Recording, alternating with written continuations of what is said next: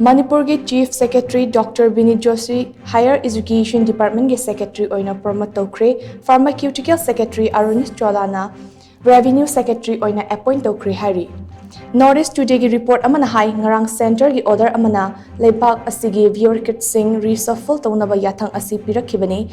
Dr. Vineet Joshi 1992 batch IAS officer ni Mahak Manipur ki Chief Secretary oirambadagi Higher Education Department ki Secretary oina promote tawrakhibani.